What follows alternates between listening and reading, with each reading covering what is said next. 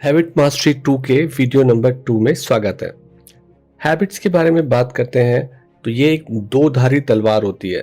दो धारी इसलिए कि ये आपको सही डायरेक्शन में भी ले जा सकती है एक अच्छी आदत के थ्रू, और आप एक गलत आदत के साथ गलत डायरेक्शन में भी जा सकते हैं जो आपके अगेंस्ट काम करेगी।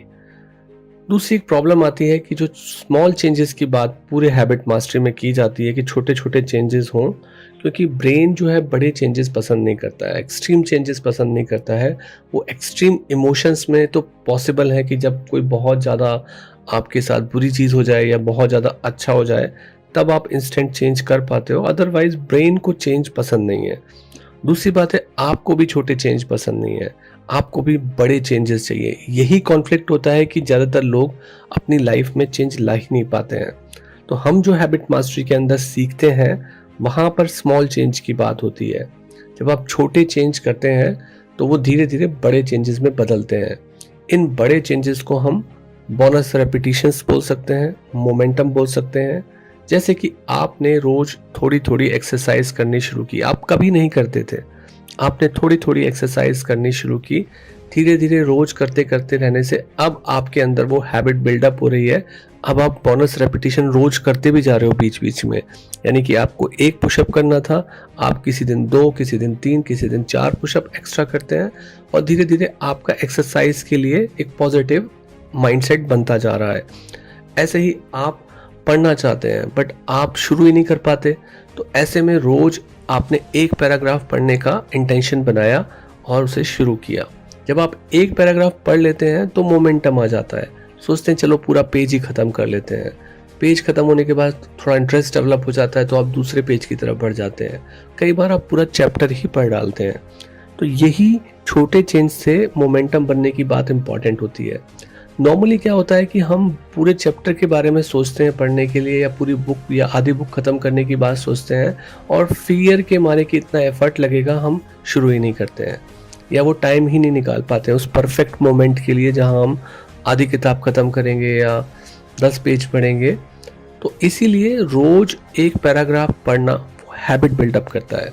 उस पैराग्राफ के साथ हो सकता है उस दिन आपके पास ज़्यादा टाइम हो तो आप थोड़ा एक्स्ट्रा पढ़ लोगे, थोड़ा कम टाइम होगा तो आपने अपना गोल टच कर लिया है और आपको पता है कि आप सही डायरेक्शन में जा रहे हो। अगर रोज एक एक पैराग्राफ पढ़ते रहोगे तो आपकी रीडिंग की हैबिट बिल्डअप हो जाएगी और आप वो करने लगोगे। ऐसे चेंजेस आप कर सकते हो। तो कहीं ना कहीं इस गेम का, जो हमने लास्ट वीडियो में बात की थी कि हैबिट का मतलब गेम खेलना है, गोल करना नहीं है। गोल तो आउटकम है उसका। हमारा गेम खेलने में जो बोनस रेपिटेशंस आएगा, मोमेंटम आएगा कि हम और ज़्यादा करने लगेंगे जो हमने गोल बनाया था उस दिन का, तो वो हमें एक इम्पॉर्टेंट लेवरेज देता है, उससे हम आगे बढ़ जाते हैं। बीच बीच में आपको चिंता सताएगी, अगर आप गोल के ऊपर ही आंख गड़ा कर बैठे हो कि मुझे गोल ही करना है, तो बड़ा पेशेंस चाहिए होगा, क्योंकि इट टेक्स टाइम। गोल होने में टाइम लगता है, दिन लगते हैं, महीने भी लग सकते हैं, पर अगर आप रोज के गेम को एंजॉय करते हो तो वो एक सिस्टम है। रोज के गेम को फॉलो करना सिस्टम है, और रिकमेंडेशन यही है कि आप सिस्टम को फॉलो करें। रोजाना डेली परसिस्टेंट टास्क करने से हम वो बिल्डिंग ब्लॉक्स बना रहे हैं जो कि आपको रिमार्केबल रिजल्ट्स देते हैं। अगर आपको सक्सेस चाहिए तो आपको सिस्टम को फॉलो करना है, ना कि गोल्स को फॉलो करना है। बट आपको गोल्स को भी समझ के रखना है, क्योंकि अगर गोल पोस्ट ही नहीं बना रखी है तो आप गेम खेलते रहोगे पर आपको ये नहीं पता होगा कि आपको गोल कहाँ करना है।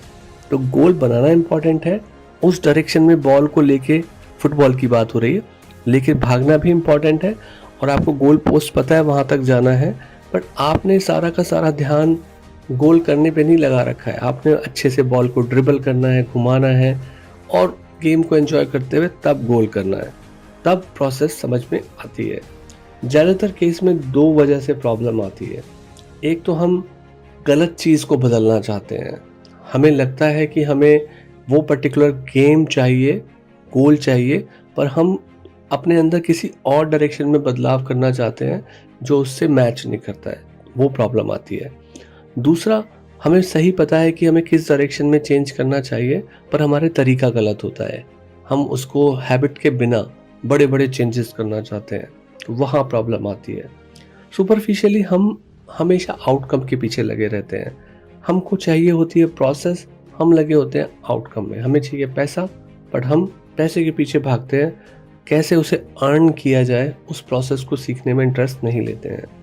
तो आपको ये समझना है कि आपको अपनी आइडेंटिटी ऐसी बनानी है कि आप एक ऐसे इंसान हो, जैसे सपोज करिए कि अगर आपने इस चीज़ के ऊपर ध्यान दिया कि मैं एक बिजनेसमैन बनना चाहता हूँ जो बहुत बड़े रेवेन्यू करे, तो अब आप एक ऐसी आइडेंटिटी बनाना चाह रहे हैं कि अगर आप वैसे बन गए तो ऑटोमेटिकली पैसा भी आपके पास आएगा और बिजनेसमैन बनने की जो प्रोसेस होती है वो भी आप सीखोगे।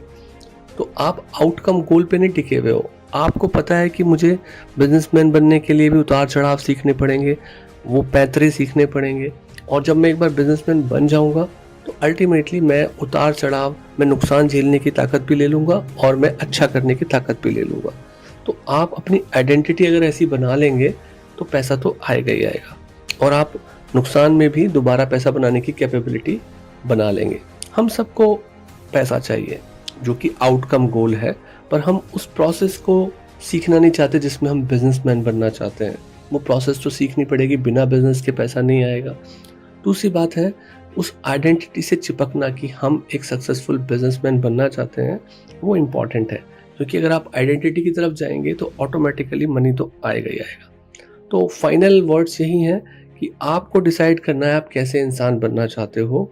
वो इंसान जो पैसा कमाना चाहता है, या वो बिजनेसमैन जिसके पास पैसा आता जाता रहता है और जो दोनों चीज़ों को हैंडल कर सकता है। सो आई होप कि आपको ये बात समझ में आई होगी। सी यू इन वीडियो नंबर 3।